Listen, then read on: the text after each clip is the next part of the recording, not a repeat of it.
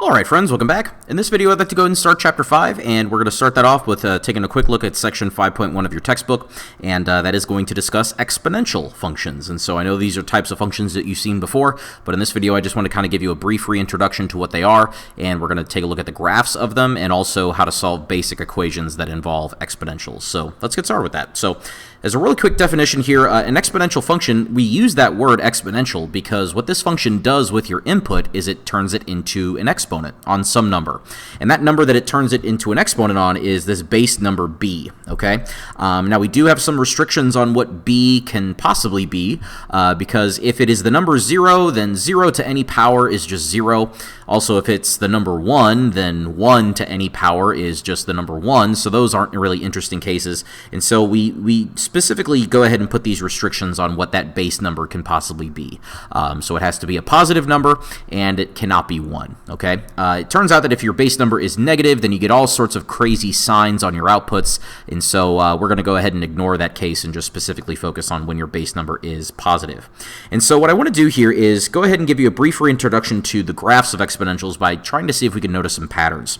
And so here what I have in this first graph is just the graph of the function f of x is equal to 2 to the power of x. So again, this is the machine that takes your input and turns it into an exponent on the number 2, evaluates that, and then that's your output, okay? You can see that it gives you this characteristic shape here, and it also makes sense that we are going to be crossing the y-axis at 1, because if you ever evaluate 2 to the first power, that is just simply going to be 0. And so that corresponds to the point with coordinates or actually, I meant that the other way around. My goodness, that is a very false statement. So I meant to say here, if you ever take 2 to the 0 power, any number to the power of 0 is just 1. That is going to correspond to the point with coordinates 0, 1. Okay. That was very embarrassing. Sorry about that. but yeah, let's go through here and let's try to see if we can notice what's happening as we start to change this function formula. And so as I kind of scroll over here, you can see two other cases where I'm basically just starting with the same thing that I started with. I'm starting with the parent function 2 to the power of x, but you notice that on that exponent, on that first example, I'm taking away 4 from x, and on that second example, I'm taking, I'm adding 3 to x. And so you see here that we start to get these shifts, right? So your parent function in both of these examples was something that, again, passed through that point 0, 1, okay? And you can see here that my curve has kind of shifted to the right direction, and if you count that, that is going to be right here, so that'll be 1, 2, 3, 4 units, so we had a shift to the right of 4, and then here my point is right there, and that was 1, 2, 3 units to the left, and so we got this shifting of 3 units to the left by doing that. And so if we go ahead and ask some of these investigative questions, like how did the -4 and the +3 change things, well, we basically can say that. We could just say we shifted to the right 4 or to the left 3. And so just kind of generalizing that to an overall trend or pattern or rule that we can use is that if you ever see an exponential and there's a number either added or subtracted to x, then that is going to mean you're going to have a horizontal shift in that many units. Similarly, if I take a look at maybe, say, an exponential function that looks like this is where your base number is a number that's less than 1 but still positive, so a fraction, right? Maybe say like 1/2 in this case. You can see here that we basically kind of reverse the direction of our shape of our exponential function, but you'll notice that we still are passing through that point with coordinates 0, 1. So as you kind of go through here, you may notice that as I go ahead and change the function formula in these ways, so instead of adding or subtracting a number onto x, maybe I just go ahead and add or subtract a number onto my output, okay? So you can see the +3 and the -5 there. What that did is basically shift our graph up a certain number of units, or it shifted our graph down a certain number of units. And it's going to be by a number of units equal to that number that we are either adding or subtracting away. So just kind of generalizing those observations here, the +3 allowed us to shift up 3, the -5 allowed us to shift down 5. So in general, this is going to be that variable k, okay? And so we could see that, right? We could see that h and k are basically our old friends from all these different other functions that we've been taking a look at. They are the ones that are responsible for our horizontal shifts and our vertical shifts in these graphs.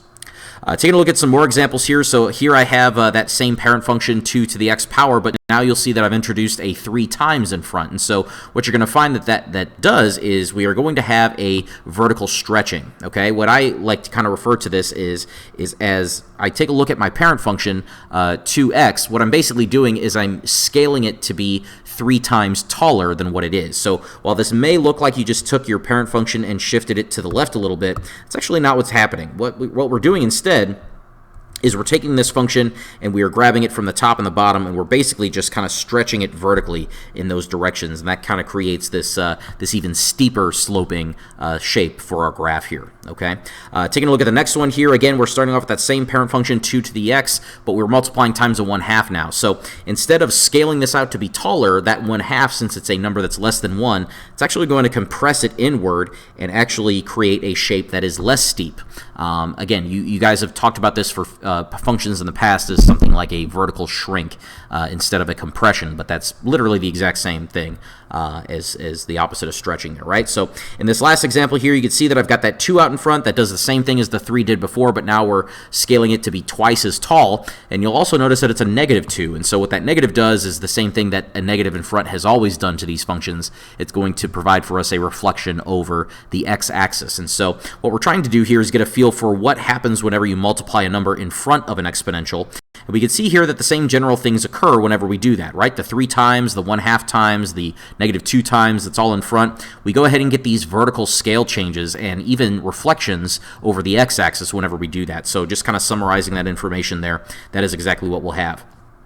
Putting all this stuff together, all these values of a and h and k for the functions that we've been taking a look at this year, putting it all together, we end up with these same general ideas for how to transform graphs of exponential functions as we've seen for other types, right? So we saw this for quadratics, we saw this for absolute value functions, saw this for linears. A lot of different types of functions follow these same general patterns here. So somewhere in your notes, really make sure that you have this general summary written down somewhere so that you know how to transform graphs of exponential functions here. So feel free to pause the screen and read through that.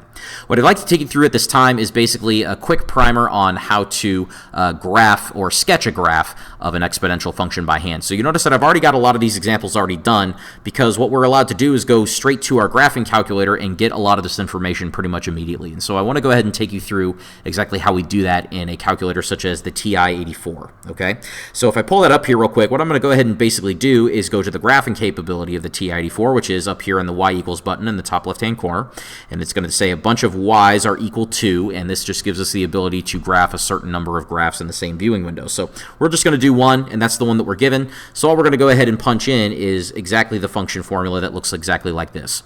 Okay, so that'll be 3 times a base of 2 to the power of x minus 1 all minus 4. So I'm just going to type that in exactly the way it looks. So 3 times a base of 2. To type in an exponent, what we're going to need is this caret button right here.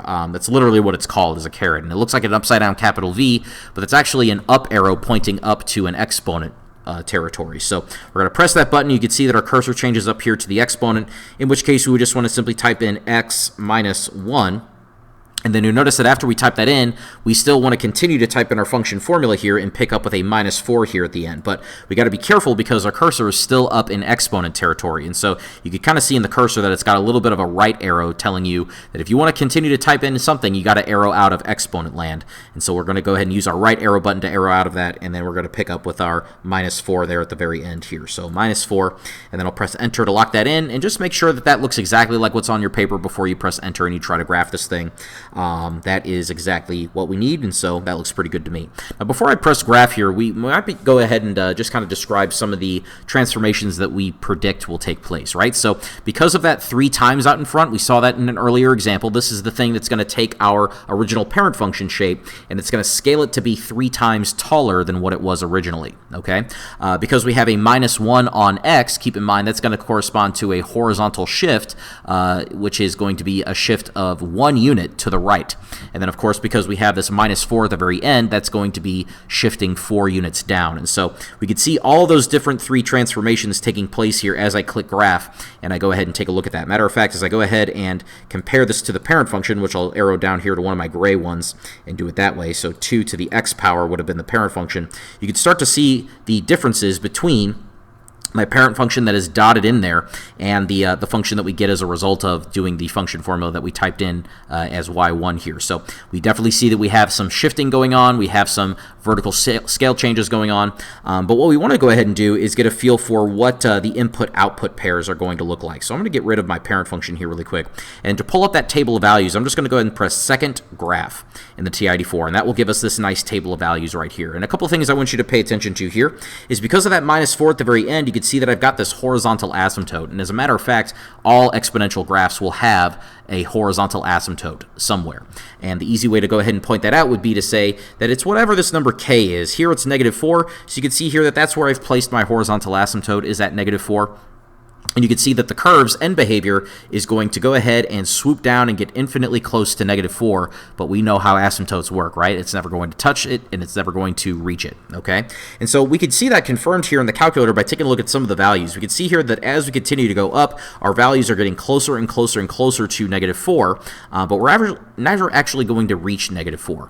Now, because of the calculator's limitations, one of the things that's going to happen is that it's going to start to calculate these outputs, but after a certain point, it cannot handle how intense the calculation is getting, and so after a while it's going to get a number that's so close to -4 that it's just going to start calling the output -4 after a while, which is something that you can see here as I scroll beyond an input of -12 and onward. It's just going to get a number that's so close to it that it can't take it anymore, and it has to call it -4, but we know the truth.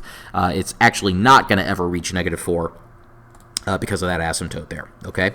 One of the nice, easy things about all exponential functions is that their domains are always all real numbers, because there's not a single number that's out there that you cannot turn into an exponent on another number, so that's pretty good to keep in mind. So you're going to notice that the domains for all these exponential functions are always going to say all real numbers.